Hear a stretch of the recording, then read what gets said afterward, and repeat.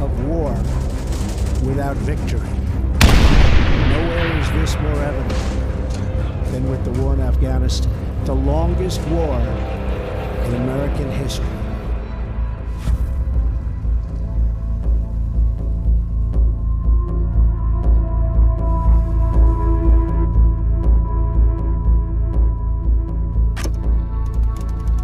In December 1979, the Soviet Union invaded Afghanistan, bringing communism to this deeply... আফগানিস্তানের আকাশে তখনও বারুদের গন্ধ।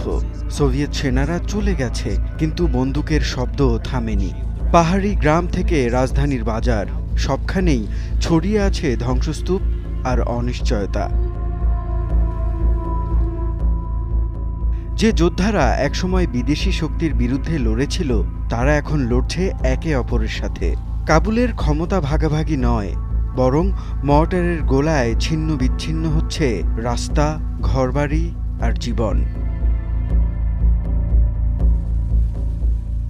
এই হতাশার ভেতর মানুষ খুঁজছিল একটি জিনিস, শান্তি, যে কোনো মূল্যে। ঠিক তখনই দৃশ্যপটে আসে এক নতুন নাম, তালেবান।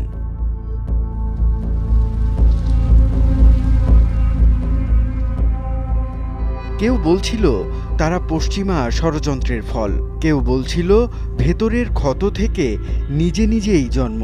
আসলে দুটো ধারাই মিলেছে এ গল্পে। 1979 সালে সোভিয়েত সেনারা আফগানিস্তানে প্রবেশ করে। উদ্দেশ্য কাবুলের কমিউনিস্ট সরকারকে টিকিয়ে রাখা। তার বিপরীতে পাহাড়ি গিরিখাত জুড়ে শুরু হয় মুজাহিদদের গেরিলা যুদ্ধ। 80 দশক জুড়ে যুক্তরাষ্ট্র, পাকিস্তান ও সৌদি আরব গোপনে অর্থ ও অস্ত্র দেয়।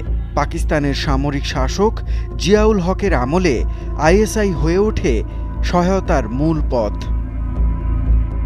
শরণার্থী শিবির, সীমান্তবর্তী মাদ্রাসা, পাহাড়ি ট্রেনিং ক্যাম্প, সব মিলিয়ে যুদ্ধের জন্য তৈরি হতে থাকে এক পূর্ণ প্রজন্ম।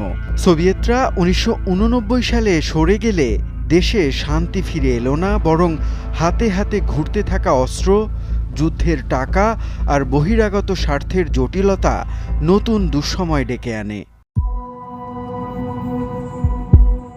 1992 সালে মস্কোপন্থী নাজিবুল্লাহ সরকার পড়ে গেলে কাগজে কলমে একটা মীমাংসা হলো, পেশোয়ার চুক্তি। কিন্তু ক্ষমতার ঘুঁটি তখনও অনেকের হাতে। কেউ চুক্তি মানল না, কেউ মানলেও মাঠের লোকজনকে থামাতে পারল না। গুলবুদ্দিন হেকমতিয়ারের মর্টারে ক্ষতবিক্ষত হল কাবুল। তাজিক, হাজারা, উজবেক গোষ্ঠীর সশস্ত্র নেতা নিজ নিজ এলাকায় নিজস্ব রাজ্য গড়ে তুললেন। পাকিস্তান, ইরান, সৌদি আরব, রাশিয়া, ভারত সবাই কোনো না কোনো গোষ্ঠীকে পৃষ্ঠপোষকতা দিল। ফল হল ভয়াবহ। রাজধানী কাবুল ধ্বংসস্তূপ, রাস্তা অসুরক্ষিত, চেকপয়েন্টে চাঁদাবাজি, অপহরণ, ধর্ষণ, হত্যাকাণ্ড। রাষ্ট্রের নামে ছিল শুধুই হতাশা। তখন কাবুলে একটি মোড় পার হতে 3 বার পরিচয় দিতে হতো।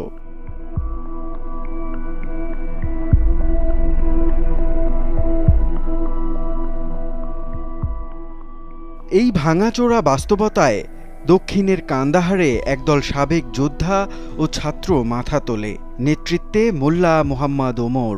সোভিয়েত বিরোধী যুদ্ধে ডান চোখ হারানো ওমর যুদ্ধের পর মাদ্রাসায় ফিরে গিয়েছিলেন। চারদিকে তখন লুটতরাজ আর অবিচার। তখন তিনি ও আশপাশের মাদ্রাসার ছাত্ররা স্থানীয় এক কুখ্যাত কমান্ডারের বিরুদ্ধে অভিযান চালান। অপহরণ করা 2 কিশোরীকে উদ্ধার করে অপরাধীকে প্রকাশ্যে শাস্তি দেন। ঘটনা কান্দাহারের বাজারে বাজারে গল্প হয়ে ছড়িয়ে পড়ে। ওরা রাজনীতি চায় না, শুধু শান্তি আর নিরাপত্তা। এই ধারণাটা সাধারণ মানুষের মনে দাগ কাটে। নভেম্বর 1994-এর মধ্যে কান্দাহার শহর কার্যত তাদের হাতে। তারা রাস্তা থেকে চেকপয়েন্ট সরায়, ডাকাতি বন্ধ করে, কঠোর বিধিনিষেধ দেয়। কিন্তু পথ নিরাপদ হয়।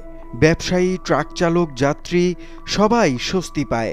দক্ষিণের পুস্তু অধ্যুষিত এলাকায় স্থানীয় আলেম, উলামা, ব্যবসায়ী মহল এমনকি অনেক ক্লান্ত যোদ্ধাও তাঁদের দিকে ঝুঁকতে থাকে। এই গতি ধরে তালেবান অল্প সময়ে জেলায় জেলায় ঢুকে পড়ে।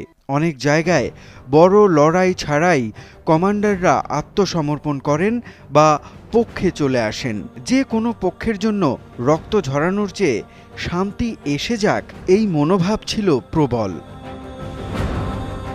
কিন্তু শুধু নৈতিক অবস্থান আর কড়াকড়ি দিয়ে কি গোটা দেশ দখলে আনা যায়? আসলে পেছনে ছিল সংগঠিত পৃষ্ঠপোষকতা। সীমান্তের ওপারে পাকিস্তান, শরণার্থী শিবির, মাদ্রাসা নেটওয়ার্ক, চিকিৎসা সরঞ্জাম, জ্বালানি, গোয়েন্দা ও লজিস্টিক সহায়তা সবই পাওয়া যাচ্ছিল সহজে। সৌদি আরব ও উপসাগরীয় দাতাদের অর্থ, তহবিল আর দাওয়াতি নেটওয়ার্কও কাজ করেছে। কান্দাহার স্পিন, বোলদাক চামান হয়ে যে বাণিজ্যিক রুট, সেটি নিরাপদ করা বাণিজ্য গোষ্ঠীরও স্বার্থ ছিল। রুট নিরাপদ মানে ট্রাক চলবে, জ্বালানি যাবে, পণ্য আসবে, সবাই লাভবান হবে। তালেবান নিজেদের পরিচয় দিল পরিষ্কার হাতের দল হিসেবে। ক্ষমতার বন্টন নয়, ইসলামী আইন দিয়ে শৃঙ্খলা ফিরিয়ে আনাই তাদের প্রতিশ্রুতি।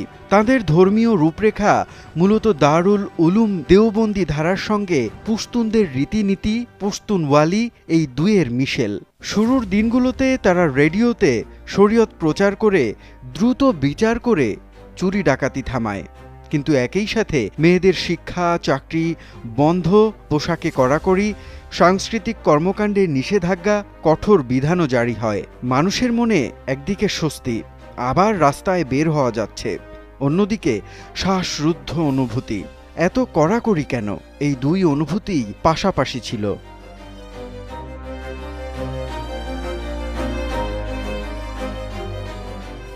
1995 সালে তালিবান হেরাত দখল করে। 1996 সালের সেপ্টেম্বরে কাবুল। বুরহান উদ্দিন রাব্বানি সরকার পিছু হটে। সাবেক প্রেসিডেন্ট নাজিবুল্লাহকে জাতিসংঘ কার্যালয় থেকে টেনে বের করে হত্যা করে দেহ ঝুলিয়ে রাখে। এই দৃশ্য বিশ্বকে নাড়িয়ে দেয়। কাবুল নিয়ন্ত্রণে নিয়ে তারা ইসলামী আমিরাত ঘোষণা করে। মোল্লা ওমর হন আমিরুল মুমিনিন, রাষ্ট্রপ্রধান তুল্য মর্যাদায়। 1998 সালের মধ্যে দেশের 90% এলাকা তাদের হাতে। উত্তর পূর্ব প্রান্তে কেবল আহমদ শাহ মাসউদের নেতৃত্বে নর্দার্ন অ্যালায়েন্স টিকে থাকে। মোল্লা ওমর ছিলেন অনাড়ম্বর, কথায় কম কিন্তু সিদ্ধান্তে দৃঢ়। তার পাশে ছিলেন সহ প্রতিষ্ঠাতা মোল্লা আব্দুল গনি বরাদর, যিনি তখন সংগঠনের সামরিক কাঠামো গড়তে ভূমিকা রাখেন এবং বহু বছর পর শান্তি আলোচনায় টেবিলে আবার সামনে আসেন। উচ্চশিক্ষিত নীতি নির্ধারক নয়, ধর্মীয় পাঠ, যুদ্ধের অভিজ্ঞতা আর শৃঙ্খলা প্রয়োগের ইচ্ছাই ছিল তাদের মূল পরিচয়। দারুল উলুম হক্কানিয়ার মতো মাদ্রাসা থেকে আসা বহু ছাত্রই পরে ফ্রন্টলাইনে নেতৃত্ব দেয়, প্রতীকীভাবে যাকে বলা হয় তালেবানের নার্সারি। পশ্চিমা দৃষ্টিভঙ্গি বলবে 80-র দশকে যে প্রক্সি রাজনীতির খেলা হয়েছিল তারই ব্লোব্যাক হল তালেবান। পাকিস্তান নেপথ্যের পরিচালক। আবার আফগান সমাজের ভেতর থেকে বলা হয় কমিউনিস্ট পতনের পর আমাদের একা ফেলে দেওয়া হলো, যুদ্ধবাজরা দেশ ছিঁড়ে খেল, তখন অন্তত কেউ এসে রাস্তা নিরাপদ করেছিল। দুটোই আংশিক সত্য। তালেবান একদিকে বাইরের শক্তির নিজস্ব স্বার্থে লালিত, অন্যদিকে আফগান বাস্তবতার গর্ভে জন্ম নেয়া এক প্রবল প্রতিক্রিয়া, নৈরাজ্যের বিরুদ্ধে শাস্তিমূলক শৃঙ্খলা। একটা বিধ্বস্ত সমাজ, দীর্ঘ বিদেশি হস্তক্ষেপ, সীমান্ত জুড়ে মতাদর্শিক কারখানা, আর সাধারণ মানুষের যেমন করেই হোক শান্তি চাই প্রত্যাশা, সব মিলে যে শূন্যতা তৈরি করেছিল, সেখানে তালেবান এক কঠোর সমীকরণ দিয়েই উত্তর দিয়েছে, যার ফলে যুদ্ধ থামে কিন্তু স্বাধীনতাও সংকুচিত হয়। আফগানিস্তানের 90-এর দশক আমাদের শেখায় শূন্যতা কখনো দীর্ঘস্থায়ী হয় না, কেউ না কেউ এসে তা ভরিয়ে দেয়, কখনো শৃঙ্খলার নামে, কখনো ন্যায়ের নামে, আর অনেক সময় সেই শৃঙ্খলাই হয়ে ওঠে আরেক রকমের ভীতি। মুনিম রাব্বি, যমুনা নিউজ।